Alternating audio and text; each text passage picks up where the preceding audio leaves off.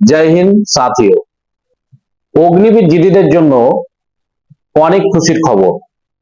তুমি কেন অগ্নিবীর হতে চাইছো, কেন অগ্নিবীরে আসবে, তাদের জন্য অনেক খুশির খবর, অনেক খুশির খবর। তো যাই হোক, আমি মূল বিষয়ে যাব।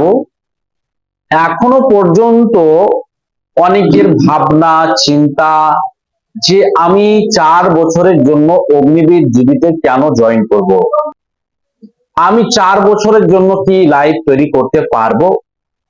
এটা কাদের প্রশ্ন? যারা অগ্নিবীরে জন্য খাটছে, তৈরি করছে, যে সমস্ত ছেলেরা, তাদের জন্য, তাদের গার্জিয়ানকে উদ্দেশ্য করে বলছি এবং তাদেরকেও বলছি, আমাদেরকে এই ধরনের প্রশ্ন অনেকেই করে থাকে। তো তাদের উদ্দেশ্যে এই ভিডিওটা করা। বিষয়টা হচ্ছে, তোমার থেকে কিন্তু সরকার অনেক ভাবে, তোমার থেকে সরকার অনেক ভাবে, তারা ভাবনা চিন্তা করেছে নিশ্চয় ভালো কিছুই। তো সমস্ত ভাবনা চিন্তা করার পরে যে বিষয়টা এলো, যে 4 বছর পরে অগ্নিবীর জিডি থেকে কিন্তু তোমাকে ওখান থেকে তাড়িয়ে দেবে না। ওখান থেকে প্রথমত 25% কে রাখা হবে বলেছিল, এখন প্রায় 50% কেই কিন্তু ইন্ডিয়ান আর্মিতে রেখে দেবে। আর বাকি 50% কে কিন্তু এসএসসি জিডিতে 2026-এ, এসএসসি জিডিতে কিন্তু 2026-এ 50% ভ্যাকান্সি কিন্তু অগ্নিবীরদের জন্য। অনেক খুশির খবর, অনেক খুশির খবর। তাই আর চিন্তা করো না, কারণ যে আমার চাকরি চলে যাবে, আমি বাড়ি চলে যাব 4 বছর পর, এইসব চিন্তা না। কারণ সরকার তোমার থেকে ভাবনা চিন্তা বেশি করে। কারণ তোমার 50% ভ্যাকান্সি কিন্তু এসএসসি জিডিতে অগ্নিবীরদের জিডিদের জন্য অলরেডি অ্যালাউড করেই দিয়েছে, 2026-এ সেটা পাবে। আর বাকি 50% কিন্তু যারা এসএসসি জিডির জন্য তৈরি করছো, জবরদস্ত তৈরি করছো যে না আমি আমার মেন ফোকাস এসএসসি জিডি, আমি অগ্নিবীর জিডিতে যাব না, তারা কিন্তু এই মোটেই ভুল করবে না।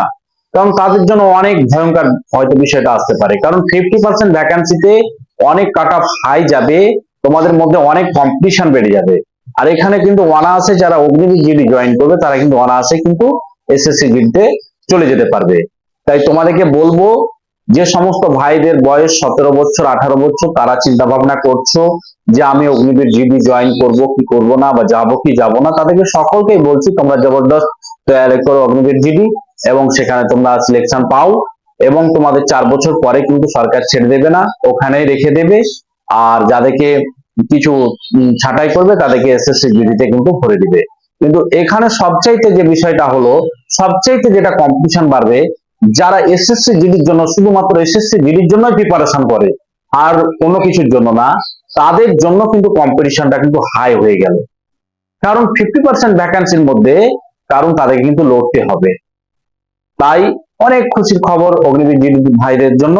তোমরা মোটেই চিন্তা করবে না, তোমরা অবশ্যই অগ্নিবীরে জয়েন করবে। অগ্নিবীরে জয়েন করার পরে অবশ্যই 4 বছর পরে তোমরা কিন্তু সিলেকশন কিছুতে কিছু না পেয়ে যাবে, এসএসসি জিডিতে তোমাদের সিলেকশন হয়ে যাবে।